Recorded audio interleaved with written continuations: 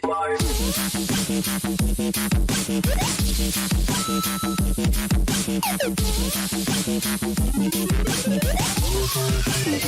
me your moves.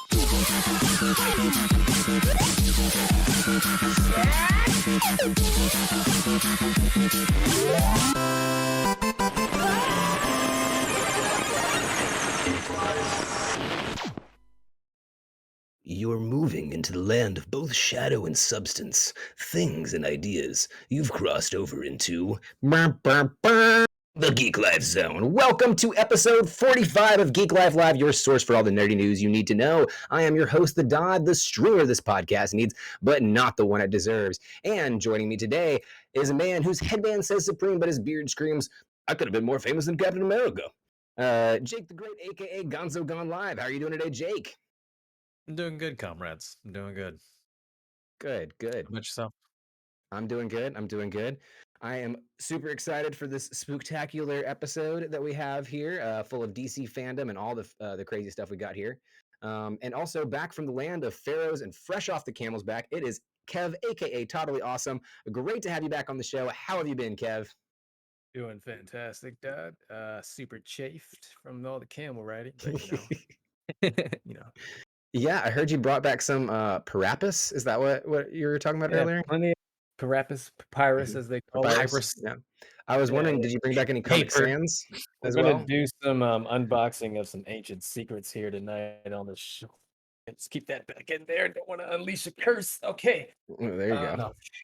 Some Joking. scrolls from the Right. pharaohs. Scrolls. Apple of Eden, something, I don't know. We'll figure it all out. How was Egypt, man? How was the trip? It was incredible. I recommend everyone do it, despite what Redhead The Yelp Mama reviews, 759 reviewed on Yelp. 2 stars, pyramid, underwhelming, sad. Yeah. No, it was amazing. Like you can't even the size. Was of that the Trump in pyramid. disguise? Underwhelming, Probably. sad. It probably was. Yeah, just the scope of everything, and going to Luxor and just people living amongst these tombs and temples that are literally like almost 10,000 years old is mind-boggling. It is. Yeah, that is It pretty really crazy. is.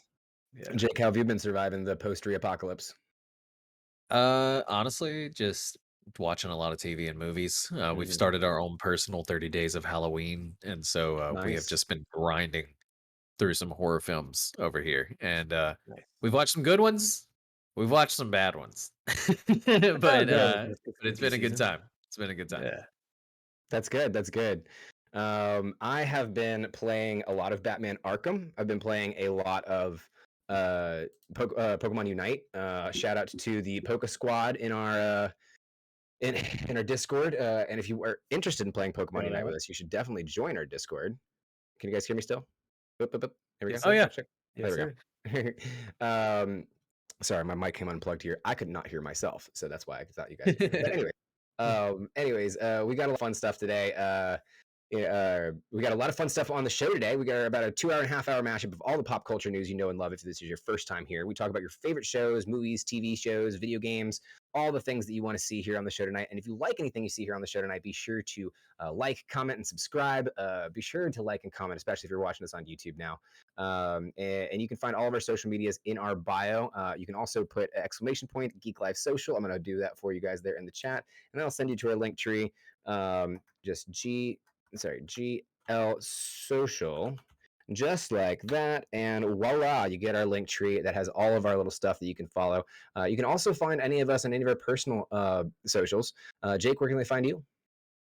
Find me at Gonzo Gone Live on both Twitch and the Twitterverses. And Kev, what about you? You find me at Totally Awesome. Anywhere. All right. I'm everywhere. I'm ubiquitous now. Sorry. There you go. And you can find me at Bruce Bane on TikTok, Twitter, and Twitch. But we're a little bit late for the show tonight, so we apologize for that. Always technical difficulties. But we do have a great show planned for you guys today. Let's go ahead and get right to it. Jake, why don't you hit us with that rundown? Awesome. No one run should have all this down. It's time for the rundown. We're kicking things off with all that nerdy news you need to know, like Disney delays and how Harley could be on the way out for DC. Oh my God, I smell some drama. Then for Uh-oh. this week's mod, we're heading over to give you guys some spooky hidden gems, which is going to be a lot of fun. And then we are diving deep in this week's deep dive on horror and wrapping things up with a top zen on the top 10 things that terrified us as kids. But that's enough build up. Let's get to the terror. Caper Doodle, do that dandy. Tonight at 11. In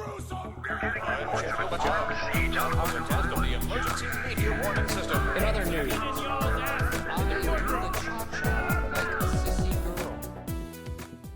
All y'all asses in the courtroom. Welcome, everyone. Disney delays 5 MCU release dates, removes 2 Marvel movies from slate. In a major schedule reshuffling, Disney has delayed 5 different Marvel movies and removed the release dates for 2 others. The Marvel Cinematic Universe is known for its carefully plotted schedules, as oftentimes each project relies on another for either setup or continuation. The MCU's 2022 and 2023 calendars just got a major shakeup. Disney has officially delayed 5 upcoming Marvel movies, starting with Doctor Strange in the Multiverse of Madness. Once planned for March 2022, it is now moved to May 6, 2022. That was the date for Thor Love and Thunder, which will now be released on June 8, 2022, thus taking the spot of Black Panther Wakanda Forever. That sequel is now scheduled for November 11th, 2022. Marvel's meanwhile vacated 2022 entirely and released on February 7th, 2023. Ant-Man and the Wasp, Quantumania was also delayed and is now planned for July 28th, 2023 release. Additionally, 2 untitled Marvel movies in 2023 have been pulled from the calendar, while one has been rescheduled to November 3rd, 2023. Disney also adjusted the release date for Indiana Jones 5, an untitled live action movie, and a 20th century picture, but Marvel got the biggest changes due to the MCU's interconnected nature. Jesus, that's got to be a fucking nightmare to deal with. Hayden Christensen returning as Anakin Skywalker in Star Wars Ahsoka the show. Actor Hayden Christensen is set to reprise the role of Anakin Skywalker in the Disney Plus Star Wars spin-off show Ahsoka. The character of Ahsoka Tano, a female Togruta, was the Padawan learner of Anakin Skywalker, relationship that was deeply explored in the Clone Wars animated series, which was directed by Dave Filoni. Anakin Skywalker is a Force-gifted human from Tatooine, was a Padawan learner from Obi-Wan Kenobi in the Star Wars prequel, later becoming Darth Vader in the 3rd film of the series, Revenge of the Sith. Christensen played Anakin for both Sith and the 2nd film, Attack of the Clones. And next, Batgirl rumored to replace Harley Quinn in Birds of Prey sequel. Batgirl. She could be a battle girl. She could be a Batgirl. Warner Brothers hasn't officially greenlit a sequel to Birds of Prey, but a new rumor suggests the 2nd installment may replace Harley Quinn with Batgirl, not Battlegirl, another leading lady from the DC universe. Margot Robbie has portrayed Harley Quinn in WB's DC Extended Universe, first appearing in 2016's Suicide Squad, followed by 2020's Birds of Prey, and this year's The Suicide Squad. But would WB develop a sequel to Birds of Prey without the highly popular Harley Quinn? According to that hashtag show, Birds of Prey 2 has been greenlit without Robbie's Harley Quinn. Instead, the sequel would introduce Batgirl, who has played a vital role on the Birds of Prey in the comics. An outline is reportedly in the works, though the project hasn't reached the script stage just yet. Another member of the Birds of Prey cast expected to return is Jeremy Smollett as Black Canary. As for the Huntress and Renee Montoya, the site speculates that Mary Elizabeth Winstead and Rosie Perez could return in their respective roles. The rumored outline doesn't list who would be portraying Batgirl in the Birds of Prey sequel, however. With Leslie Grace set to take the role in the original HBO Max movie, some would conclude she is a likely candidate to also pop up on the big screen. Yeah, Sticking with more Warner Brothers news, Warner Brothers released a statement on Ruby Rose's Batwoman. Ruby Rose's accusations about working conditions and abuse.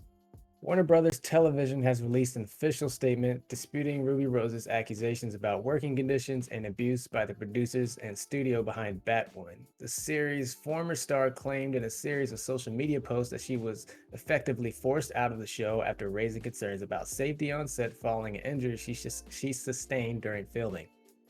She experienced unsafe and hostile work conditions, naming Batwoman producers, Warner Brothers executives, and co-stars Doug Ray Scott and Cameron Johnson in her story.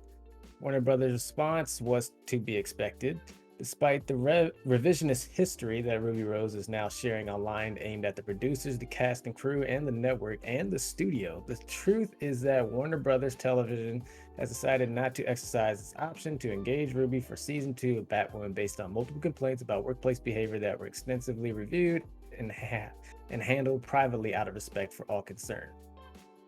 This story seems not only familiar to fans of Ray Fisher's Cyborg, but eerily reminiscent of the tragedy on the set of Rust earlier this week. After Rose's departure, the part of Kate Kane was eventually recast, with Krypton star Wallis Day playing the role in a handful of episodes in order to give the character's story closure. Much of the speculation around Rose's exit assumed that following her injury, the movie star had trouble keeping up with the grueling schedule of being a TV lead. Where long days are considered normal, and being number one in the call sheet often means appearing in almost every scene and on call for the entire shoot, which wouldn't make sense given her previous experience. And finally, Overwatch's McCree gets a new name, Cole Cassidy. I love that, actually. Overwatch's outlaw bounty hunter Jesse McCree has a new name. He's Cole Cassidy now. Developer Blizzard Entertainment announced via Twitter on Friday that the name will start appearing in Overwatch on October 22nd. Blizzard changed McCree's name as part of a broader plan to remove references to real-life developers and former employees of the studio in the wake of a lawsuit. In July, the California Department of Fair Employment and Housing sued parent company Activision Blizzard, alleging it fostered a frat boy culture that subjected female employees to sexual harassment and gender-based discrimination. Developers of World of Warcraft and Overwatch have since pledged to remove references to anyone implicated in the lawsuit, including remaining characters and locations named after employees. That includes former Blizzard Entertainment employee Jesse McCree, whose name was borrowed for Overwatch's gun-slinging cowboy hero. What do you guys think about the new name for Gunslinger, formerly known as McCree? That Cole Cassidy sounds like a gunslinger name to me. Like that works.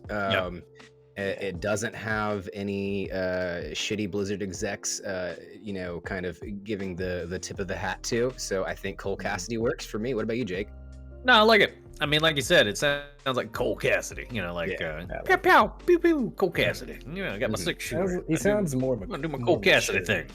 Yeah, sounds like Cole's seen some things. Jesse, right? Jesse McCree sounds like, I don't know. Like, honestly, it sounds like somebody up to no good. Yeah.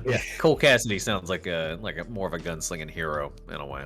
I can definitely see Cole Cassidy in there.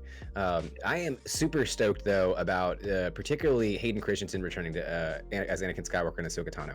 Not that I like Hayden Christensen's Anakin Skywalker. Okay, just gonna throw that out there. Didn't think that was that great. Didn't think that was that impressive in performance.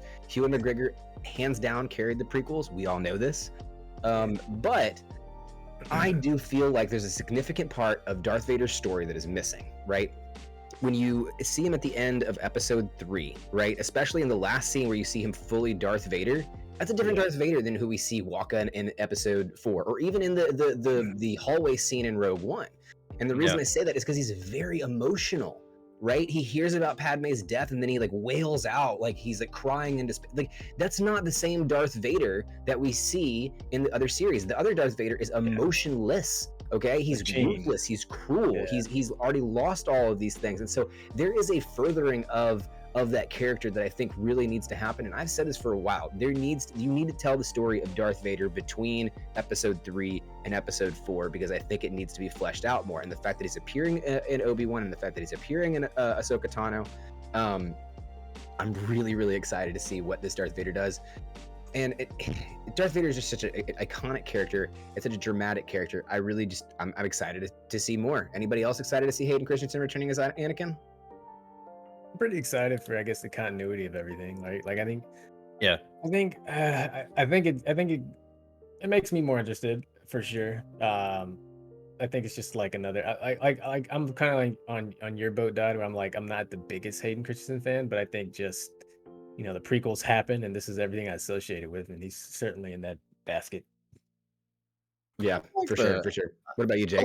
I like Hayden Christensen. And so now I'm excited for him to be back, especially in the show. Like you said, for continuity, he is Anakin Skywalker. So Star Wars isn't big on the recasting, usually. Yeah. And so it's like that character is who he is, and I'm excited to see him back, especially after the prequels got so much unnecessary hate, in my opinion. Love those movies.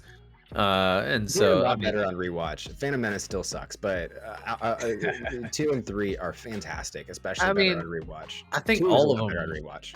All of them are good. I mean, the latest 3 or whatever that Disney done were like almost rehashes of those older movies anyway, like and so it's like they basically gave us a new hope again. It's like who asked for that?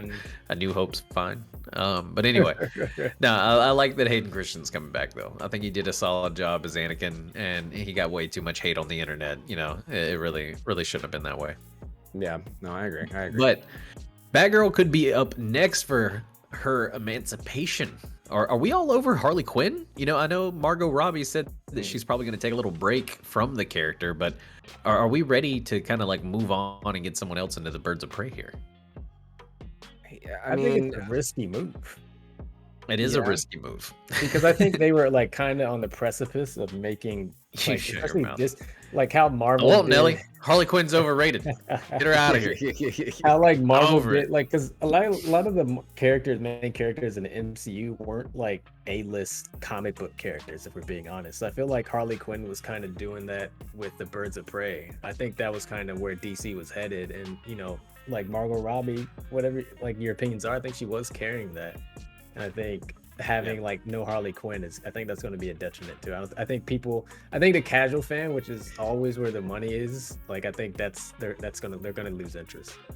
Yeah.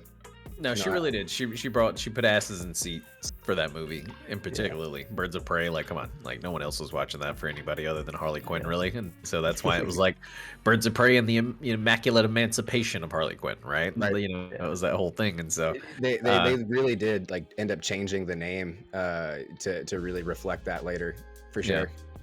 And so, I mean, it would be interesting to see if they added Batgirl and then did some other stuff, especially. And I think this may be some preemptive little leaks to get people primed in case they don't have Margot Robbie, because she has said she wanted to take a break, from Harley Quinn for a little bit. She said it's kind of hard to kind of continue to play that crazy of a character over and over again. And, I could get it, especially if you're an actress and you're like somebody who really gets into the role like she does, that can be a little taxing. So. That can, especially this day and age, it seems like it'd be exhausting. Sorry, what are you saying, Kevin? Weird. I said, do you think it's weird that I feel like we actually did an episode on this where like a lot of actors embody their Marvel characters. It doesn't seem to be the case with DC. There's so much attrition here that it's kind of weird. Like, what is it that DC, Warner Brothers isn't doing that I guess Disney and Marvel have figured out? I don't know. I think casting is usually, I think it, right? I don't think they've had a Batman that like, oh, 100% that's Batman since Christian Bale. And I don't know, man. Henry Cavill's pretty much Henry Cavill's Superman. Close-ish. I mean, he hashtag that's my Superman. Right. He's one of the most iconic American superheroes played by a British guy. So I mean that usually ends up sticking true for most of our American superheroes, right? Yeah. But I think that there is something to be said about Kev's point about how these characters, like Doctor Strange was the perfect. Benedict Cumberbatch was the perfect casting for Doctor Strange. I don't know if you have castings that are that iconic in the DC realm. But I feel like they don't miss on any of them. Like that's my point. Yeah. Like I feel like it's weird to me. I think they nailed a few. Like Batman's been the one that they've struggled with the most. Because if you really think about it, like I mean, Momoa is a great Aquaman. That was a solid casting. Okay. I mean, I think so. I like Jason Momoa as Aquaman. Yeah, no, I think that's a good call. I think it's very different than the actual comic book Aquaman, but I think that was one that needed it. But it's a good one. Yeah. No, he's different than the comic book one, but I like him as Aquaman. Like I dig it. And as a fan, of DC, I'm saying I think they crushed that one. I like Wonder Woman. Gal Gadot or whatever has fucking been great as Wonder Woman. Yeah. I can't name the kid that's Flash, so that's probably a problem. There's a Miller. And so like I mean I guess he's okay. I don't know. We really didn't get enough Flash to really make an assessment on that in my opinion. Yeah. And Batman. We haven't got a good and so you're gonna sit here and tell me on this stream that Ryan Reynolds wasn't the best Green Lantern. No, I'm just Oh, shut the fuck up. Shut sorry. the There's a fuck up. bug or something. But speaking of DC characters, though, what do you guys think about this Ruby Rose situation? You know, to Littlest Nellie's point in chat here, several crew members on set did come out on Twitter before Warner Brothers did and said, like, actually, Ruby Rose was awful to work with. And then she bullied us, and she was like, "What long hours?" She was always late, you know, all this kind of stuff. Whoa. And so it is kind of caught between a rock and a hard place here, especially with a lot of the stuff that's going on in the movie industry right now, with kind of like kind of, you know, the walkouts, everything that happened on the set of Rust, you know, with that, and how I don't. professionalism I don't think played into that. You know, I don't think sucking is mutually exclusive. Like Ruby Rose could be shit to work for, true. but then the Batgirl set could have been fucking awful too. That's You know what I mean? Like I think they could both just suck. Like like there's a reason why that shows. There's a reason why that shows had just so much bullshittery going on, right? So obviously, like whoever's running it is not doing a great job either. But then I wouldn't be shocked if Ruby Rose was hard to work with. Saying You there's know, more like culpability to go around than just one side. yeah. No, I mean, I think like that's how we got to think about everything, right, guys? Like, don't think so black and white. Like, there's always, you know, like everyone's to blame. Right. Everyone can suck a little bit. Everybody can suck just at least a little bit, for sure. But no, like, I mean, I did remember there were some accidents. I know that Ruby Rose got hurt on the set and everything, and then, you know, she had brought to light, like, you know, a lot that there was a lot of like kind of like terrible working conditions, and so like I wouldn't doubt if it's a mix of both, like bad working conditions and her being kind of like hard to work with. Yeah, for sure. Yeah. But DC needs to tighten it up. They do. That is one of the biggest things. Well, that's a perfect transition because DC did tighten it up last weekend. Moving on to our headline story of the week, our top story, DC Fandom came with a flash just like Cape, and where that's a reference to Caper Doodle, who was lovingly in the admin chat of our Discord, the entire fandom, to be there to nerd out with everybody. He promised that next year he's going to go live and show his face once again, and be there for Fandom live with us, and I'm excited to see that happen. But this fandom was a fandom to remember, guys. Oh my gosh, we got a lot of cool stuff. DC Fandom, of course, was this past last week. The collection to showcase how much DC knows. How much DC knows that they have many fans and want us to know it too. But it's also a way to showcase upcoming stuff for the next year. Last year wasn't terrible, but it wasn't amazing. How this year was different from last year was quite nice. They didn't put up a schedule for every single event, and they shortened it a lot. They really put more in this year and kept you guessing what would be next. We got looks at a new Batman movie, even Shazam! Fury of the Gods, and just geeking out over the silhouette of Michael Keaton's cowl. Even some insight into the new Peacemaker show, what exactly the new games are coming up, and everything that they have in store. It was recorded that this year's fandom tripled in the amount of viewers. So you got 3 times the amount of eyeballs on all of these things coming out. You had Peacemaker, you got the Batman trailer, you've got first looks at you get a story trailer for Gotham Knights. You've got a story trailer. Not excited for Shazam? Hold on. I have to address this. What? The Rock came out. That was awesome. I was super stoked for that. Like, he was like, Dwayne The Rock Johnson, future president of the United States, Dwayne The Rock Johnson, walked out and was like, hey guys, I've got some great things to show you. We were coming with Shazam. And they showed the whole like the Black Adam stuff. It was hype. I was hyped for it anyway. I don't see how SAG could be not hyped for it, but whatever. Sorry, I just had to address that. Like, President Dwayne The Rock Johnson. Just this is one of the last movies we're gonna see him in before he's running. He's the leader of the free world. I'm just saying, guys. Yeah, I mean, SAG is at least he's excited about Batman. Yeah, I mean, of course, Batman's gonna be good. No shit. Yeah, that great. trailer looked awesome. I'm so excited. That new Batmobile's fucking mint. Like the whole muscle car looks like Mad Max's Batman. Yeah. So one of Yeah. the things that I saw about, let's talk about the Batman trailer first. With that Batman trailer, one of the things that I saw from some of my favorite content creators out there that analyzed it is one of the reasons that this Anal. feels so good and why everyone is so excited about this is because it does feel, I'm getting goosebumps just thinking about it. It does feel very much that they took notes from the Arkham franchise in how to tell these stories. It has this gritty kind of dark feel to it. It has, Gotham really has its own character kind of situation, and there's a lot of stuff there that feels very reminiscent to the Arkham series. Did you guys catch that, or am I kind of alone on an island here with these Arkham City vibes? Oh yeah, no, it looked like it's Yeah. definitely gonna have some Arkham City vibes. That's what I'm most excited about for sure. Like I need a new Arkham game, and I think this is gonna be the closest thing we get. And I think it it's- looks super dope. Hey, well, I think mean, it's- the closest thing we're going to get is also going to be Gotham Knights and Suicide Squad. We'll talk about those in a second, but I want to hear Jake's thoughts on the Batman trailer. Oh, yeah, no, I mean, I think it's just really brave to take Batman in like a gritty way. You know what I mean? Mm-hmm. Like, I just Yeah, don't think well- anyone's ever been like really gritty with Batman. You know? Oh yeah, is that what you don't? Yeah, so I think it's anyone's really brave. No, Yeah, I'm just really- kidding. I'm really talking just- shit. Like really honestly, just like a brave take there on Batman. Yeah, It's- just really it's really gonna be stretching out good. there.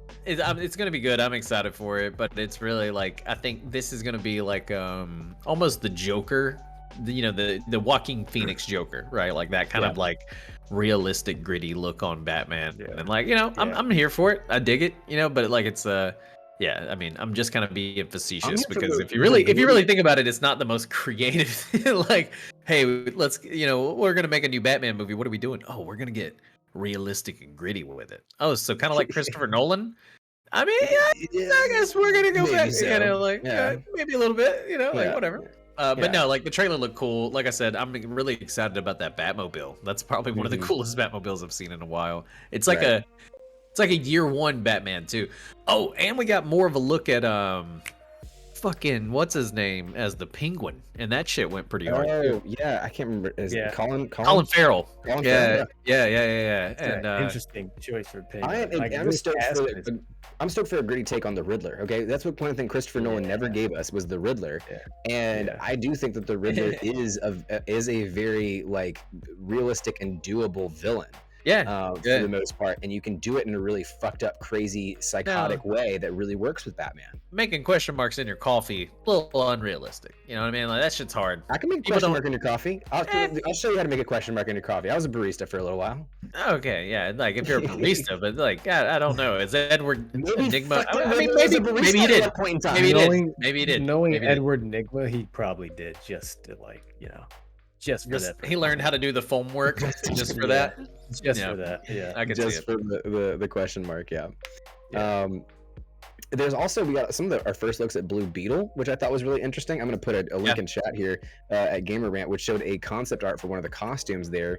I'm super duper stoked to see Blue Beetle come to life. I think that you really could have a good shot at making a really cool character. Now you have to make this different than Iron Man, and you have to make it different than Spider-Man. And especially with the new No Way Home Spider-Man, which is very, very tech-based. And I think that's going to be a challenge for them. But outside of that, Blue Beetle is a very, very fun hero to use. It gives more representation to the DC culture. And I'm excited to see it. What do you guys think about this first look at Blue Beetle? Yeah, I'm excited. I think Blue Beetle gets super slept on a lot. I think Yeah. he needs some spotlight and show how awesome he actually is. Yeah, Blue Beetle can be pretty fucking badass. Yeah. And so that's one of the biggest things that, I think like you're saying, Kev, people sleep on Blue Beetle. DC really hasn't used him a lot. I think it's gonna be, but like you were saying, Dot, it's gonna be hard to not get too Iron Man or Spider-Man with it because Blue Right. Beetle is very much like a Spider-Man-esque character in a way. Yeah. And Yeah. so like but it should be interesting to see how they go with it. And I was excited to finally get a look at it. I think it's really nice that DC's kind of really opening up that for the full repertoire of characters. And so Yeah. Yeah, for sure. We got some looks at Batgirl as well. We got some looks at some video games as well. Gotham Knights, of course, got its trailer. It dove mostly into the Court of Owls as the villain, and God, what a villain for a video game. Okay, Court of Owls has never been really used in a video game sense. I think that there was a little is bit sad. of them in Origins, Yeah. but outside of that, there wasn't really much mentioning of them. And the Court of Owls as a villain in a video game is a very, very, very good idea because, of course, the Court of Owls is anonymous. And it's a group of people that works much like the capitalistic government of our time today, where Fucking cabal, man. the cabal of the elite basically make decisions for the rest of the entirety of Gotham. Exactly. And I think that I'm super excited to have Court of Owls as a villain. I'm super excited to see these characters really get fleshed out more. I think one of the coolest aspects about the Gothamverse is these characters like Nightwing and Red Hood and Robin. These characters I think are a lot better than Batman. I think they're a lot more fleshed out than Batman, and I think they have a lot they have a lot more personality than Batman. Disagree. And so I love to see them have their moment of shine. I think that it would be amazing if we see more characters in there too. There's no reason they couldn't put Talon in this game. There's absolutely no reason that Huntress couldn't be in this game. There's absolutely no reason why we couldn't see Green Arrow in this game as a playable character. And I would love to see it happen. What do you guys think? Yeah, I mean, I guess I honestly, I think my biggest knock on Gotham Knights is it doesn't have Batman. Like, I really like. I don't like Batgirl and Robin and Nightwing enough to almost like. I think one of the how we had this question was, would you pick up Gotham Knights or Suicide Squad kills the Justice League first? I'm definitely picking up Suicide Squad kills the Justice League. I'd rather play as King Shark and those guys over like Nightwing. I really don't even fuck with Nightwing like that, if I'm being honest. Dude, Nightwing's the best, all right? He's got the best cheeks on the team. Oh, Bloodhaven and fucking Electric Rods? Yeah, whatever. Get out of here. And we just love them all, guys. Like, again, I mean, we can. No, we can. I'm going to play both. There's nobody else on the team that is going to bring those cheeks like Nightwing does. Have you seen those before? Okay, I'm just saying. Like, he has a very important. I'm gonna play on both, but if I'm picking up one before the other, it's gonna be the Suicide Squad game. Just because Gotham Knights, I'm just like, whatever. The Suicide Squad kills the Justice League does look really fucking cool too. The only thing we're gonna see more. Awesome. I hope we're gonna see more Suicide Squad members in there as well. The only thing I'm worried about Arkham Knights is I think it's not like 4-player co-op or something. I think it's something dumb like that, which doesn't make any sense. I think that they've announced that Gotham Knights is going to be co-op. Let me see if I can verify that real quick. But I mean, because that would be so stupid if it was only like 2-person co-op. That wouldn't make any sense. Yeah. Co-op will be completely untethered. So there will be co-op. You can play, and you can play as 2 of the same hero. So we get a scoop on the upcoming Gotham Knights an exclusive interview. Gotham co-op will be full of freedom. Gotham Knights co-op will be full of freedom, including untethered roaming ability and the ability to switch between characters at any point. We learned during an exclusive interview. Okay, so you can drop in and out of Gotham, and of course, bring your own character when you're visiting someone else's Gotham City. So you'll be able to visit someone else's Gotham City entirely. That's cool. Questions answered there. Cool. Yeah. Okay. That's cool. I like that. Yeah. That's a big sell. Like I said, I'm gonna play them both. Oh yeah. But Suicide Squad Justice League is such a fantastic idea.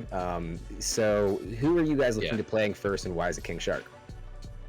Oh, it's definitely King Shark, hands down. Yeah. I mean, and mostly because when it comes to fighting superheroes, King Shark's the only one that I think, like, I mean, come on.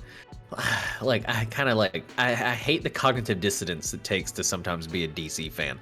Like, Harley Quinn's gymnastic ass clown shit ain't fucking with Superman. Like, it's just not happening. Like, Superman is laser, or like he literally would freeze her and then laser beam and boom, she's gone. Like, that's all that's like you have to a have punch. Cognitive dissonance to believe that Superman exists in general. I mean, come on. I get that, but like, it's just one of those. Like, no one is like stopping Superman, if we're being honest. No, exactly. Like, the dude just goes too hard, and like, it's just at least with and Green Lantern and any of these. When in the trailer, when it shows Flash running around them or whatever, my first thought was like, they're fucked. Who from the Suicide Squad's fucking with Flash? Like, the Flash is literally like, to me, the GOAT. Like, I think the Flash can take on pretty much anybody. Yeah. But anyway, so we'll see how the game plays out. I'm excited. I think they're gonna be some crazy shit in there. Thinking about it, I think I'm more like excited to, just because Rocksteady's doing this one. Like, Warner Interactive did, I think the last one they did was Arkham Origin, or was it Batman Origin? It was the one that Rocksteady didn't do. So that's, I think I agree with you on that sense. From like a development standpoint, I think Rocksteady's gonna make this a better game overall. just because they have, that experience of doing so. So I'm excited for that reason. Yeah, no. I'm super excited to see more Justice League. This whole Suicide Squad Kills the Justice League concept, I think, is fantastic because now you have heroes as villains right here, and obviously they're under Brainiac's control, right? We've seen Brainiac as the big bad, and we've seen Superman come in with his evil eyes. We also saw a little bit of Flash coming in there, and Green Lantern. I think Flash is going to be annoying as fuck to beat. All right, if it's anything like trying to take down Hermes in God of War, it's going to be annoying as shit, but I'm going to love it. I mean, I think that there's never been a chance like that, to have that kind of boss battle that has, unique powers like super speed or unique power. Well, no, I'm pretty sure that there's been boss battles like Green Lantern before. I feel like there has been somewhere. Might have been. But absolutely fantastic games. I'm excited to see anything more out of the Arkham franchise, whether it be WB Montreal or, I mean, preferably Rocksteady. Let's be honest, we all prefer Rocksteady over WB Montreal. But super duper excited about these things. What do you guys think about DC flashing forward to join the multiverse like Marvel is? Oh, I think DC did it first. Yeah, I feel like they did too. Yeah, I feel like they DC were there first. I think Marvel was like, oh shit, like we can just do that. Let's just make a multiverse. And so I think DC was already kind of like diving head first into like, you know what, fuck it, it's all canon. We're just multiple universes out here. Yeah. I mean, it's kind of smart. It's how do you like fix your fuck up of like your continuity? Just say it all exists. It's fine. Yeah. We're just gonna keep adding on to it, baby. Maybe we'll have universes crosses sometimes. They've actually already done that with the Flash. So, yeah. No, I felt like What If was kind of their way, Marvel's way of responding to the fact that DC was already building a multiverse. Because I felt like DC, like a couple of years ago, was like, "Fuck it, multiverse. Just have a solo Joker film. Have this offshoot here. Let's have these connected, but not connected to this. We'll have a Snyder cut version in the Snyderverse that never actually gets finished. Whatever, multiverse. Exactly. And then Marvel's like, oh shit, that's a lot of content. What if?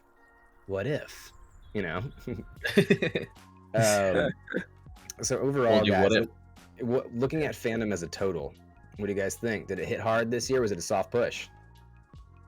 I thought it was pretty good. Yeah. I mean, I think it was good in the aspect that they kind of like did away with the whole overscheduled. Like last year's was like a full day of shit, and like I remember we were gonna try. I think we even streamed some, and I was like, guys, I can't do an 8-hour shift. Like I remember us talking about like we need to break it up. Like I may do like an hour and then do like an hour later or something like. And so it was one of those where like they had way too much going on last year.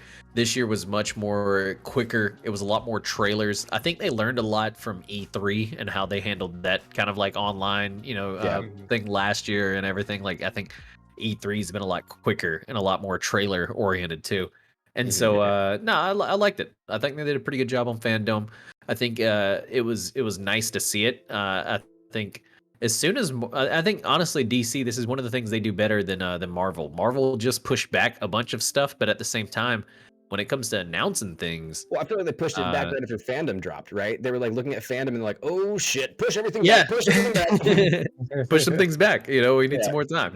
But no, like it's one of those where DC is really, while they have a lot of stuff still kind of swirling around as an employer for a lot of actors and everything, to the fans, I think they kind of take it up a notch a little bit higher than Marvel even does, especially with transparency of what's upcoming and like just kind of like keeping you in the loop on how things are coming along. Like we get like a monthly update on Batman and like really how that movie's coming, And so DC's been pretty transparent in my opinion, and I think Fandom's a good example of how they've really continued to move forward as a company.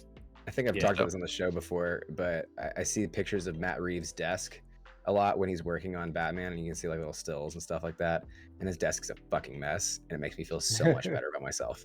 Like, hey, no, I'm not messy. I'm just Matt Reeves. Like I'm fine. I'm creative. What about you, Kev? What do you think? Hit hard, soft push.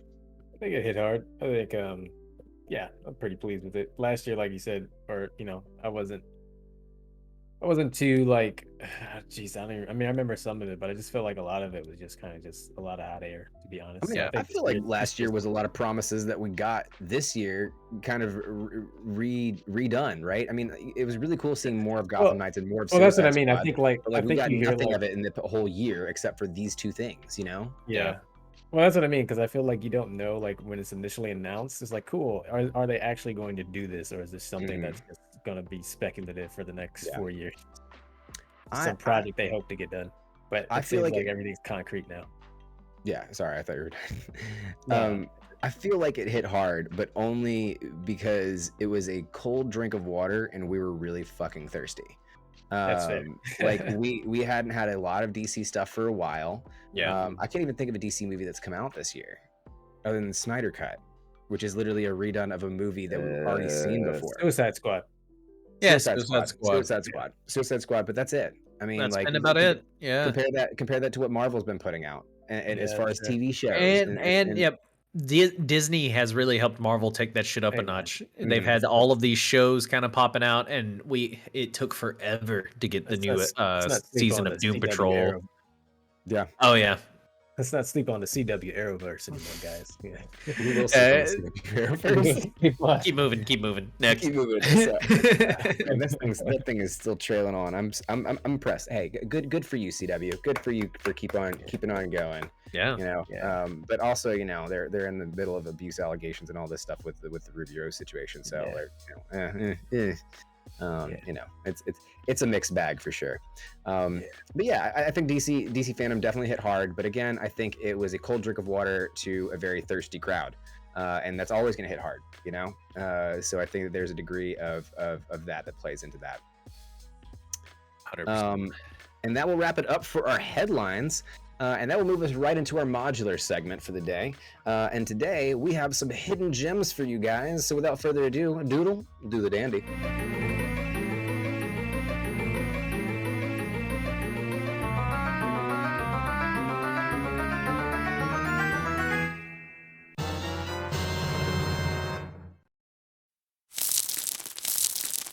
Oh wow, that was timed.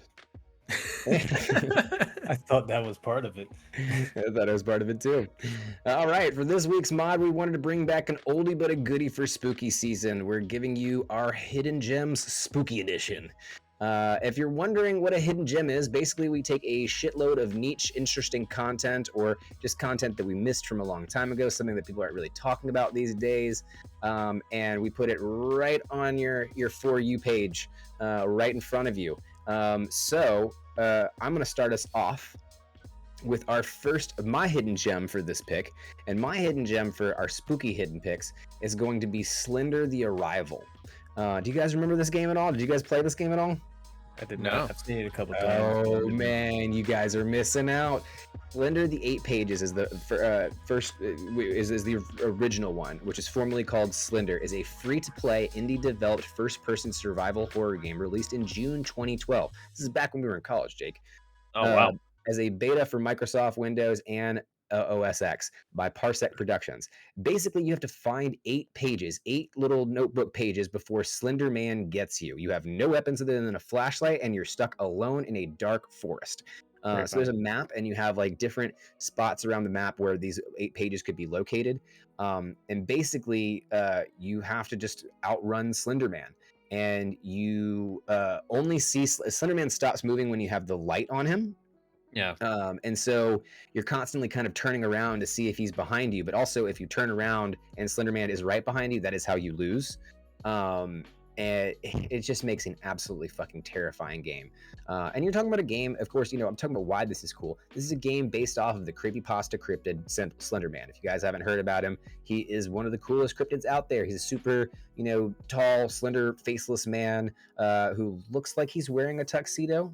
We don't know if Slender Man is an alien or not, and that could just be something that he's resembling, but usually has these long limbs and then shadowy like limbs that he can extend from himself as well, kind of like the Mind Flare in Stranger Things. Very, very creepy cryptid, and he was one of the coolest cryptids out there, one of the coolest little myths that we had out there until like people actually started killing people in his name. Classic. You know, just gotta ruin it for everybody, right? And one of the reasons this is such a cool hidden gem is they kept on remaking this game, even so much so that there is a copy on there is Slender the Arrival, which is the one I was talking about as the hidden gem, is the newest version of Slender Man, which released this year in March. And so it's basically just an updated version of the game. You're still going around looking for those 8 pages, and before Slender Man can get to you. And guys, I'm telling you, this is the most terrifying game I ever played. When I was watching this game in college, there were times where I had to like cover my eyes because I was that fucking terrified. And playing it by myself, like I had to play it during the daytime because this shit was fucking terrifying. The way the music works in it, the way the sound works in it, the way that the lack of visuals plays into the fear factor here is huge. And I think it is one of the most slept on horror games out there, and it's completely free to play. So I had to pick a hidden gem. I'm going to pick a good one, and I'm going to pick a free to play one. So Slender the Arrival, there's my hidden gem. What do you guys think? Have you guys heard of Slender the Arrival? Never heard of it, but I mean, definitely always looking for a free scary game to play. Yeah. Have you guys heard of Slender Man before? Oh yeah, for sure. No, what's a Slender Man? No, I'm What's- just kidding. Of course, I've heard of Slender Man. Making sure, you know. And but yeah, he's in a video game. So Yeah. that's my hidden gem. Kevin, Super. you got a hidden gem for us? I do. My hidden gem, we're staying kind of in the first person horror game, survival horror game genre, Alien Isolation. I know most people be thinking like, we've all heard of it, but you know, I think it's been out for a while, and I think it's still highly slept on. I think it's a terrifyingly underrated game, and if anyone's looking to scare the shit out of themselves, this is one you should be playing. It's still free on Game Pass. You have weapons, but they're kind of useless for the most part. They don't do shit. They don't even do shit against some of the other bads that you got to do there, like some of the androids. Like it doesn't matter. You're literally just surviving, hiding in lockers, hiding under cabinets, just trying to get the fuck off the ship. Yeah. And I think it's something about like, because I like the games where you can kind of fight back, but when you can kind of fight back too much where it's balanced, it's not as fun. You're not supposed to be balanced against like the baddie in these type of games. It's called survival horror, right? So Right.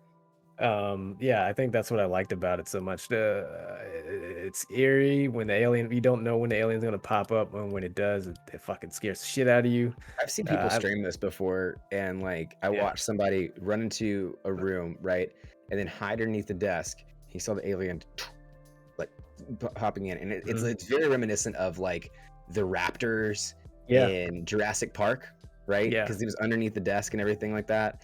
And it was so fucking terrifying because you're like thinking like NPC kind of thing. You've seen this stuff before, right? Yeah. And you think like they're just gonna walk in, walk out. Oh, I'm under the desk. That's gonna trip you up. You're not gonna be able to find this one. You're not gonna be able to figure this one out. But sure enough, like he's just sitting there and he's looking forward, and then like all of a sudden the alien just squats down and looks at him in the face and it's like, and it's like, oh fuck, you know. That's terrifying. Yeah, I've had that experience. I remember the first time I encountered it. It was early on. It's pretty early on in the game. Well, actually, no, it wasn't. The game prologue is pretty long, but it's one of these things where it's long, but it's creepy the entire time. So like, fuck, man, what the hell's gonna happen? Just happen already. Just get it over with. I didn't make it out of it. Yeah, and then that shit finally shows up, and I'm just sitting there. I'm looking to my left. I'm looking to my right. I'm waiting for this tram to come because I have to get across to the other side of the ship, and I have nowhere to go. Right. And I felt so fucking helpless, and I got destroyed. And then it happened again, and I was like, "What the fuck do I do here?" And luckily, I found the one locker that's hiding in the dark, shadowy corner that you're supposed to hide in. As like, I guess it's the game's way of teaching you how to play. Yeah. So Oof. Yeah, no, the game is brutal. I definitely played it after you told me about it in the office back in the day, and I don't know if I really made it that much out of the prologue before I was like, okay, I'm good. Yeah. I'm a big scaredy cat when it comes to scaredy games. So I was playing Dead Space on Free Game Friday the other day, and if you guys want to see me jump a couple of times on the first fucking level, you can go back and watch that on the VOD because I definitely did. Jake, you got one more hidden gem for us. What's our last hidden gem for the night? Yeah, the last little bit of a show and tell for this week is Idle Hands, which is a 1999 stoner black comedy horror classic that some might not have heard of. It's goofy, it's fun, and it's full of Satan, which, always great around this time of year. While I don't believe it has hit cult classic status yet, I think it will. We've got Jessica Alba and Seth Green both early in their careers here, and they're both pretty awesome in this movie. The concept is wild, but it's entertaining, and the soundtrack is peak 90s punk masterpiece with tracks from Bleak 182, The Offspring, and also a sprinkle of Rob Zombie for some of that satanic panic that we really needed in the 90s. Oh, man. It's basically, it's about a guy whose hand gets possessed by the devil. And he has to cut it off, and then the hand terrorizes him and the rest of the town throughout the rest of the movie, and he has to sacrifice it at the end. And his best friends turn into zombies, and one of those is Seth Green, the maker of fucking Robot Chicken, and Chris from Family Guy and everything. Really funny dude. So he's hilarious in this. Yeah, legendary nerd. He's hilarious in this movie. Now, where can you find it? Is a little bit of the hard part. Unfortunately, this movie was such a flop in theaters that it's really not making its rounds on the streaming services as of yet. From what I can tell, you can rent it on Amazon Prime though, and it's probably like $1. And so if you got an extra $2 or something laying around and you want to see some 90s black comedy horror, definitely like in the stoner genre, definitely pack a bowl and fire this one up because it's a lot of fun. Nice. Very, very nice. Well, have either of you guys seen Idle Hands? No, I haven't seen Idle Hands before, but you had me at 90s punk rock masterpiece soundtrack with Blink 182 at the beginning of that. So yeah, it's pretty good. Yeah. No, it's got a banging soundtrack for the time period specifically. Plus, you gotta love 90s stoner movies too. They're a classic all on their own. Yeah. They are masterpieces. Piece de resistance. Yes. Those are some hidden gems for you guys. Definitely go check them out if you can. You can find Slender Man on Steam. You can find Island Isolation also still free on Game Pass, and you can find Idle Hands somewhere on Amazon Prime, hopefully. But that will wrap it up for the first half of the show. But don't go anywhere. When we come back, we're going to be doing a deep dive into the horror genre as a whole. And then we'll be wrapping things up with our top 10 characters who terrified us as children. So stick around. We've got plenty more show coming for you. A quick shout out to our sponsor, Swift Lifestyles. Use code GETGeeked for 15% off your purchase at swiftlifestyles.com. Also, shout out to our other sponsor, Anchor. Check out Anchor. They're really good for making your own podcasts. And thank you for everyone that's hanging out with us here. We've got Sag Gaming. We've got Littlest Nelly. Looks like we had Savage Patch in here earlier. Caper Doodle, Gonzo, Totally Awesome, myself included. Thank you guys so much for hanging out there. I don't think we have any new notifications as far as subscriptions. Thanks, Kate, for the subscription. Yeah, thanks, Kate, for the subscription. That's really, really great of somebody to gift you a subscription like that. They're a really nice person, that person. But yeah, that's all we got for you guys. We will see you guys back on the other side of the break. Be right back. All right, everybody.